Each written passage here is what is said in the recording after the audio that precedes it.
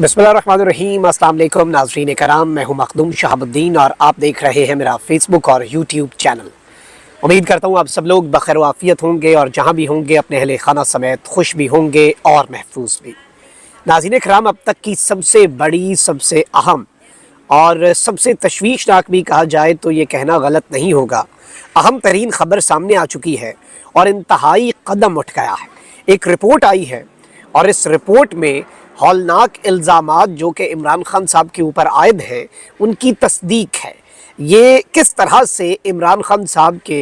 फ़ौज के हवाले होने के लिए एक अहम तरीन कदम के तौर पर इसे देखा जा रहा है और कुछ एक्सक्लूसिव डिटेल्स हैं जो आपके सामने रखना इस वक्त बहुत ज़्यादा ज़रूरी हो चुकी है। और इस वक्त बिलाशुबा एक मल्टी प्रॉन्ग्ड स्ट्रैटेजी जो है वो लॉन्च की हुई है और इसकी तस्दीक जारी बात है कि मल्टीपल सोर्सेज कर चुके हैं कि इमरान खान साहब के ज़ात तक, इमरान खान साहब की हद तक और पाकिस्तान में जो एक पॉलिटिकल सिस्टम है वो सिस्टम किस करवट जाकर बैठेगा, उसके क्या खद्दो खाल होंगे, उसमें PTI होगी या नहीं होगी, 9 मई के हवाले से ताकतवरों का क्या मौक़िफ़ रहेगा, इस सब के अंदर ये बात कन्फर्म हुई पिछले कुछ दिनों के अंदर जो एफर्ट्स हुए हैं कि मल्टी प्रॉन्ग्ड स्ट्रैटेजी है। यानी कि एक जानिब तो सख्ती बरकरार रखी जाएगी, एक जानिब जो इक़दामात ऑलरेडी किए जा रहे हैं वो उसी तरीके से जारी व सारी रहेंगे, उनमें कोई आप कह लें कि वो नहीं आएगा ऐसा कोई मौका के या फिर ऐसा कोई मरहला कि वो रुक जाएं या उनकी स्पीड कम हो जाए। लेकिन इसके साथ ही साथ दूसरे ऑप्शंस जो हैं वो भी एक्सप्लोर किए जाएंगे और former prime minister Imran Khan साहब की हद तक, उनकी सियासी जमात की हद तक बातचीत से अगर मामलात तय होते हैं तो उस चीज़ को भी एटलीस्ट ये एक बहुत बड़ी डेवलपमेंट थी कि कम अज़ कम कंसिडर किया जाएगा, क्योंकि इससे पहले तो ये कंसिडरेशन में भी नहीं थी चीज़ें, ये बिल्कुल इमेजिन भी नहीं किया जा रहा था और ये 1% चांस भी नहीं था कि ऐसा कुछ होगा। और ज़ाहिरी बात है कि जब आप नेगोशिएशंस की बात करते हैं तो कभी भी जो एक नो है वो येस में डायरेक्टली कन्वर्ट नहीं होती। एक नो को येस में कन्वर्ट करने के लिए आपको दरमियान में एक मे बी या कि शायद चलें देखते हैं उसकी ज़रूरत होती है। और वो मे बी जो है वो ऑल्दो इस वक्त आ चुका है, लेकिन इस वक्त इमरान खान साहब के ख़िलाफ़ जो इक़दामात हैं वो उसी स्पीड से जारी हैं। और रिसेंटली इमरान खान साहब ने ऑल्दो बहुत सी कोशिशें हो रही हैं बैक एंड पे, बैकडोर डिप्लोमेसी चल रही है, पसे पर्दा बहुत कुछ हो रहा है, बहुत से स्टेक होल्डर्स को एक्टिव किया गया है, बहुत से लोगों को एक्टिवेट किया गया है इस सब के अंदर कि वो इस सारी सिचुएशन को डील करें अपने हिसाब से और एक मस्बत अंदाज में चीज़ों को ठीक कर लिया जाए। लेकिन इस सब के अंदर इमरान खान साहब जो है वो भी किसी भी तरह से पीछे हटने के लिए तैयार नज़र नहीं आ रहे। आप ये देखें कि 2-3 इसमें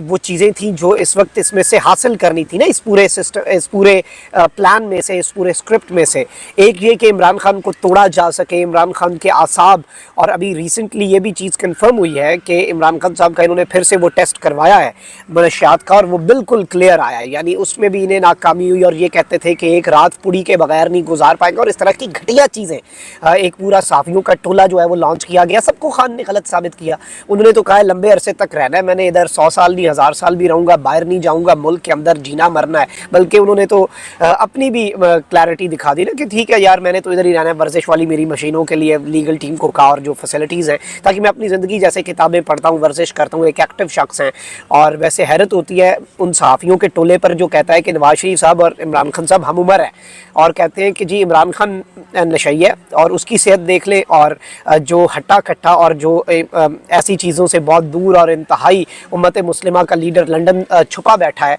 वो सही है, लेकिन उन्हें बीमारियां हैं। मतलब इनकी आप हिम्मत चेक करें, ये किस दीदा दिलेरी से साफ़ियों का टोला झूठ बोलता है। अब यहाँ पर 2-3 और डेवलपमेंट्स भी हैं जो आपके सामने रखनी है और इमरान खान साहब के करीब लोग जो हैं उनके गिरद शिकंजा अभी भी कसा जा रहा है। आप देखिए सेनेटर ओन अब्बास जो थे उन्हें जिस तरह से पार्टी छुड़वाई गई, उस्मान डार लापता हैं, इकवा हैं, जो भी आप टर्म दे लें, इस चीज़ को नाम दे लें। अब इस सब में 190 मिलियन पाउंड केस में शेख रशीद साहब को भी आज नैब ने तलब कर रखा था और सुबह 9:30 बजे ज़ाती हैसियत में पेश होने का हुक्म दिया था और उनसे उन्हें कहा गया था कि जी आप केस से मुतल्लिका दस्तावेज़ात भी हमरा लाएँ। और ये बेसिकली नैब के दिए गए नोटिस पर वो पेश तो नहीं हुए, लेकिन इस सब में इमरान खान साहब की और उनकी अहलिया बुशरा बीबी अबूरी ज़मानत पर हैं 190 मिलियन पाउंड केस में। उस केस में शेख साहब को बुलाया गया। अब आप यहाँ से देख लें कि कल کل جو لاہور ہائی کورٹ ہے اس نے رہائی کے حکم کے باوجود پاکستان تحریک انصاف کے صدر پرویز الہی کو گرفتار کرنے پر آئی جی پولیس اسلام آباد کے وارنٹ گرفتاری جاری کرتے ہوئے انہیں 18 ستمبر کو پیش کرنے کا حکم دیا، اور لاہور ہائی کورٹ کے جسٹس مرزا وقاص رؤف نے چودھری پرویز الہی کی اہلیہ قیصرہ الہی کی جانب سے توہین عدالت کی درخواست جو ہے اس پر سماعت کی تھی، اور کل یہ سب کچھ ہوا۔ آج ایک اور ڈیولپمنٹ ہوئی ہے کہ ڈپٹی کمشنر اسلام آباد نے سابق وزیر اعلیٰ پنجاب اور پاکستان تحریک انصاف کے صدر پرویز الہی کے خلاف جاری ایم پی او کا حکم واپس لے لیا ہے۔ اسلام آباد ہائی کورٹ میں پرویز الہی کے ایم پی او آرڈر کے خلاف کیس کی سماعت ہوئی، جس میں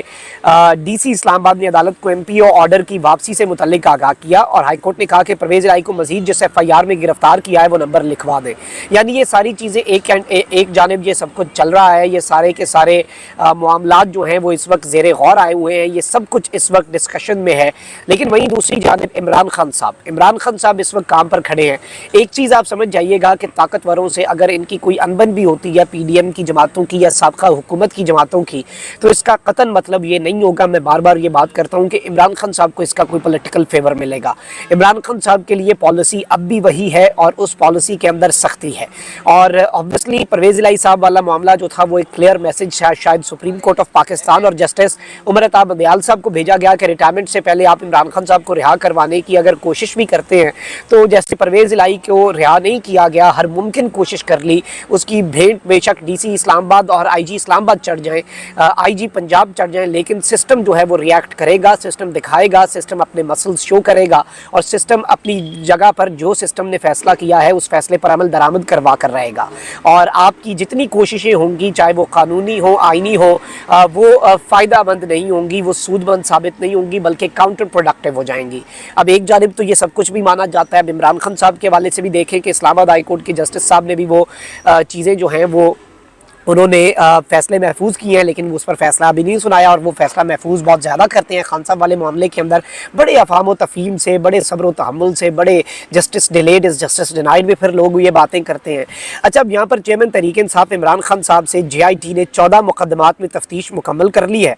اور یہ جو 14 مقدمات تھے جو 9 مئی کے حوالے سے تھے، جن میں عمران خان صاحب کے حوالے سے تفتیش کی گئی عمران خان صاحب سے، اور اب اس حوالے سے رپورٹ جو ہے وہ منظر عام پر آ چکی ہے، اور عمران خان صاحب سے جے آئی ٹی نے 14 مقدمات میں تفتیش جو ہے وہ مکمل کی ہے، اور انہیں 10 نامزد مقدمات میں گنہگار قرار دے دیا گیا ہے۔ یعنی کہ ان 14 مقدمات جن میں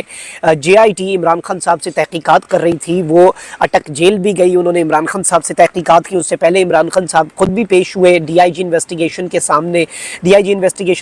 خان صاحب نے انہیں کہا کہ آپ جو کچھ کر رہے ہیں یہ غلط کر رہے ہیں، ہماری گورنمنٹ آئی تو جو اپنے آپ اختیارات کا اگر ناجائز استعمال کریں گے اس کے خلاف جو محکمانہ کارروائی ہوگی وہ کی جائے گی۔ اس پر روز نامچے میں عمران خان صاحب کے اوپر جو جے آئی ٹی کے ممبران ہیں انہیں دھمکانے کا الزام بھی اس میں مینشن کر دیا تاکہ کل کو ضرورت پڑے تو عمران خان صاحب کو اس کیس کے اندر بھی دھر لیا جائے۔ اب اس سب کے اندر عمران خان کے خلاف مرکزی مقدمے کا چالان 2000 صفحات پر مشتمل ہے۔ ذرا یہ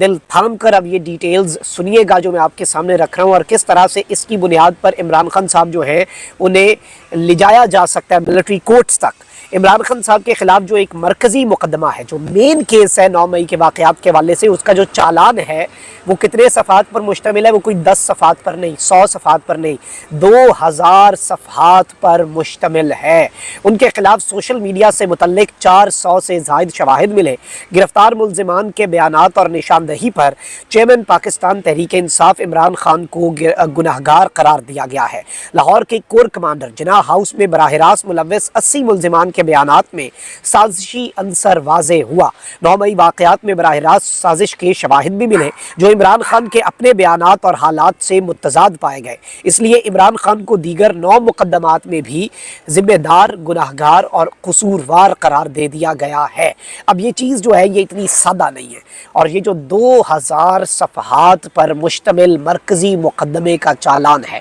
14 مقدمات تھے، مرکزی مقدمے میں عمران خان صاحب کے خلاف 2000 صفحات پر مشتمل چالان ہے، اور کہا گیا کہ اس میں جو ڈیٹیلز ہمارے پاس سامنے آئی، لاہور کا جو جناح ہاؤس حملہ ہے، کور کمانڈر ہاؤس حملہ تھا، اس کے 80 مرکزی ملزمان کے بیانات سے سازش واضح ہوئی، اور اس کے تانے بانے ملے ڈائریکٹلی چیئرمین پاکستان تحریک انصاف عمران خان صاحب کے ساتھ، یعنی کہ وہ سازش میں ملوث تھے۔ اب اس ایک مقدمے کے اندر چونکہ عمران خان صاحب کی سٹیٹمنٹس جو ہیں وہ ان سوشل میڈیا کے ثبوت اور 80 افراد کے بیانات سے متضاد तजाद है उनसे मुताबिकत नहीं रखती और इस एक मुकदमे में इमरान खान साहब अगर कसूरवार हुए हैं तो ये कह रहे हैं कि ऑटोमेटिकली बाकी 9 मुकदमात के अंदर भी इमरान अहमद खान न्याजी साबिक वज़ीर आज़म पाकिस्तान गुनाहगार करार पाए हैं। अब ये चीज़ जो है ये बड़ी सख्त है और इसकी इम्प्लिकेशंस जो है वो बहुत ज़्यादा होने जा रही हैं। इस केस के अंदर अभी खान साहब अरेस्ट नहीं हुए। खान साहब को अल्टीमेटली अगर इस केस के अंदर अरेस्ट किया जाता है और अभी तो साइफर केस से निकलेंगे,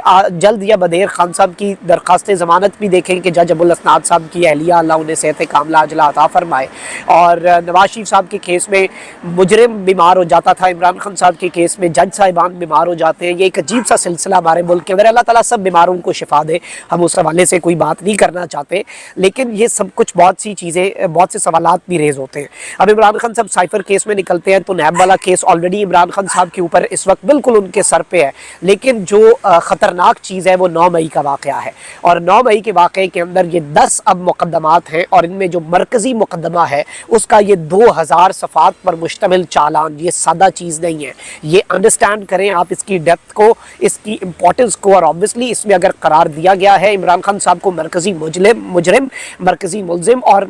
इम्पॉर्टेंट जो इसमें सबसे बड़ा कॉन्स्पिरेटर या सबसे बड़ा साजिशी जिसने ये प्लान किया या मास्टरमाइंड का लफ्ज़ आप देख ले, तो ये आप इसमें समझ सकते हैं कि इसमें ऑप्शन खुला होगा, वो दरवाज़ा खुला होगा कि खान साहब को मिलिट्री कोर्ट के अंदर भी ले जाया जा सकता है और फौजी अदालतों के अंदर भी इमरान खान साहब का केस इस रिपोर्ट की बुनियाद पर जो पुलिस ने बनाई है। अब इस पर PTI का मौक़िफ़, इमरान खान साहब का मौक़िफ़ रिपीट करने की ज़रूरत नहीं है, वो बारहा हम कौम के सामने रख चुके हैं। लेकिन ये मामला इतना सादा नहीं होगा और इसकी इम्प्लिकेशंस आइंदा आने वाले दिनों के अंदर, हफ्तों के अंदर आप देख सकते हैं। इससे कुछ रास्ते खुले हैं, अब वो रास्ते एक्सप्लोर होते हैं, उन राहों पर चला जाता है या नहीं ये एक अलग स्टोरी होगी, लेकिन कुछ चीज़ों के लिए कुछ रास्ते मज़ीद खुल गए हैं इमरान खान साहब को मज़ीद रगड़ा लगाने के लिए। कमेंट सेक्शन में राय का इज़हार ज़रूर करें। अपना बहुत ख्याल रखें। अल्लाह निगहबान पाकिस्तान।